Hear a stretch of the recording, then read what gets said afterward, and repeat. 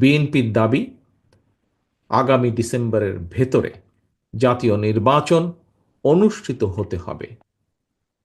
জাতীয় নির্বাচন অনুষ্ঠানের লক্ষ্যে জনপ্রশাসন, আইন শৃঙ্খলা বাহিনীর প্রয়োজনীয় সংস্কারের জন্য অন্তর্বর্তীকালীন সরকারের প্রতি বিএনপি সহ আমরা যারা একসঙ্গে রাজপথে আন্দোলন করেছি আমাদের সর্বাত্মক সমর্থন অব্যাহত রেখেছি।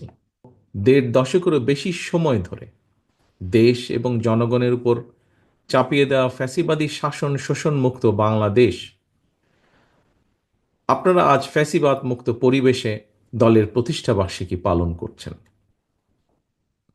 পতিত পরাজিত বিতাড়িত ফ্যাসিবাদ যাতে আর কোনো রূপে কোনো ক্রমেই ফিরতে না পারে, তার পুনরুত্থান ঘটতে না পারে, এই সময় সেটিই হোক বাংলাদেশের পক্ষের প্রত্যেকটি গণতন্ত্রের পক্ষের প্রত্যেকটি রাজনৈতিক দলের লক্ষ্য। প্রিয় উপস্থিতিবৃন্দ, ফ্যাসিবাদের পথ রুদ্ধ করে রাষ্ট্র, সরকার এবং রাজনীতির গুণগত পরিবর্তনের জন্য দরকার প্রয়োজনীয় সংস্কার। সময়ের প্রয়োজনে পুঁথিগত অর্থাৎ সাংবিধানিক কিংবা আইনগত সংস্কার এবং প্রায়োগিক সংস্কার উভয় প্রকারের সংস্কারের বিকল্প নেই। অল্প কিংবা বেশি সংস্কার বলেও কিন্তু কিছু নেই। রাষ্ট্র ও রাজনীতির প্রয়োজনের সংস্কার একটি চলমান প্রক্রিয়া, ধারাবাহিক প্রক্রিয়া। তবে আমার কাছে মনে হয় পুঁথিগত সংস্কারের চেয়েও প্রায়োগিক সংস্কার বরং অনেক বেশি জরুরি। উপস্থিতিবৃন্দ, এই কথাটি বলার অর্থ হল আমাদের বর্তমান সংবিধানের ৬৫-২ অনুচ্ছেদ লঙ্ঘন করে জনগণের ভোট ছাড়াই ২০১৮, ২০১৪ এবং ২৪ সালে নির্বাচনে নামে প্রহসন চালিয়ে যে কথিত সংসদ এবং সরকার প্রতিষ্ঠিত করেছিল, সংবিধানে জনগণের সরাসরি ভোটের অধিকার দেওয়া থাকলেও জনগণকে কিন্তু সেদিন ভোটের অধিকার প্রয়োগের কোনো রকম সুযোগ দেওয়া হয়নি।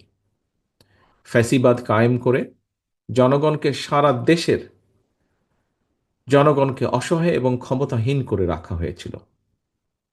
এ কারণেই আমি মনে করি রাষ্ট্রে স্বৈরাচার কিংবা ফ্যাসিবাদ রুখে দিতে সবচেয়ে বেশি প্রয়োজন জনগণের রাজনৈতিক ক্ষমতায়ন। জনগণের সরাসরি ভোটে নির্বাচিত প্রতিনিধিদের নিয়ে সংসদ সরকার গঠিত হলে অবশ্যই সেই সরকার জনগণের কাছে জবাবদিহি করতে বাধ্য এবং এর মাধ্যমে রাষ্ট্রের নাগরিকদের রাজনৈতিক ক্ষমতা নিশ্চিত হয়। দেশে জনগণের রাজনৈতিক ক্ষমতা নিশ্চিত থাকলে সরকারের পক্ষে ফ্যাসিবাদী চরিত্র ধারণ করা সহজ হয় না। সরাসরি ভোটে নির্বাচিত সরকার, অন্তর্বর্তীকালীন সরকার কিংবা তত্ত্বাবধায়ক সরকার, সরকারের চরিত্র যাই হোক, সরকারকে জনগণের কাছে জবাবদিহি করতে বাধ্য করা না গেলে ক্ষমতাসীন সরকার হয়তো নিজেদের অজান্তেই স্বৈরাচারী হয়ে ওঠে এবং এই কারণেই হুমকি ধমকি উপেক্ষা করে হলেও অবশ্যই নাগরিকদেরকে সরকারের গঠনমূলক সমালোচনা জারি রাখতে হবে।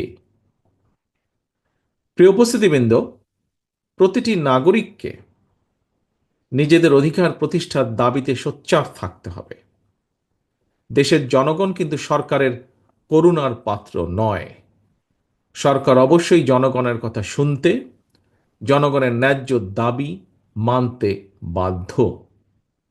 এখানে সরকারের মান অভিমান কিংবা রাগ বিরাগের কিন্তু কোনো সুযোগ নেই। প্রিয় উপস্থিতিবৃন্দ, আমি আগেও বলেছি হাজারো শহীদদের রক্তের উপর প্রতিষ্ঠিত বর্তমান এই অন্তর্বর্তীকালীন সরকারের নৈতিক এবং রাজনৈতিক বৈধতার হয়তো সংকট নেই, তবে অবশ্যই এই সরকার জনগণের কাছে জবাবদিহিমূলক নয়।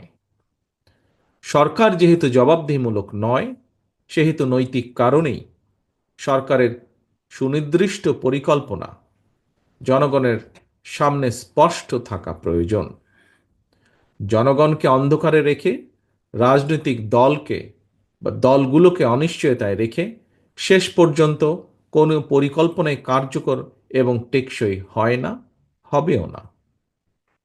প্রিয় উপস্থিতিবৃন্দ, জনগণের সরাসরি ভোটে নির্বাচিত সরকারের মতো অন্তর্বর্তীকালীন সরকার সকল দায়িত্ব পালন করবে হয়তো, দায়িত্ব পালন করবে, জনগণ হয়তো এমনটি আশা করে না।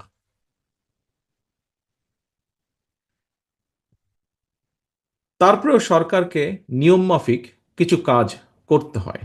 এরই ধারাবাহিকতায় দেশের বিভিন্ন শ্রেণী পেশা মানুষের সমস্যা সম্ভাবনা সম্পর্কে সরজমিন অভিজ্ঞতা না থাকলেও অন্তর্বর্তীকালীন সরকারকে নিয়মমাফিক চলতি অর্থ বছরের বাজেট ঘোষণা করতে হবে।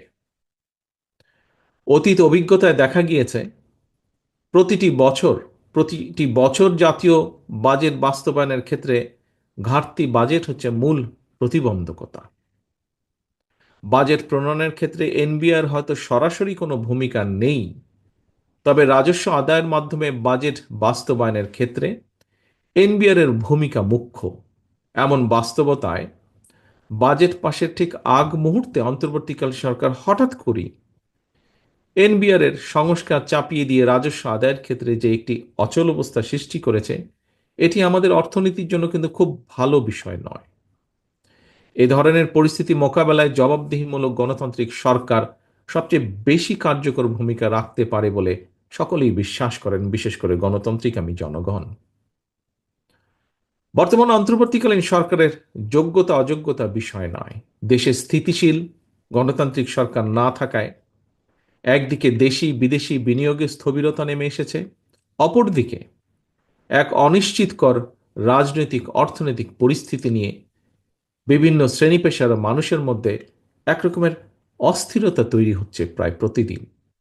এ কারণেই জনগণ প্রতিদিন, আমরা দেখছি সমাজের বিভিন্ন শ্রেণী পেশার জনগণ প্রতিদিন বিভিন্ন দাবি দাওয়া নিয়ে রাজপথে নেমে আসছে।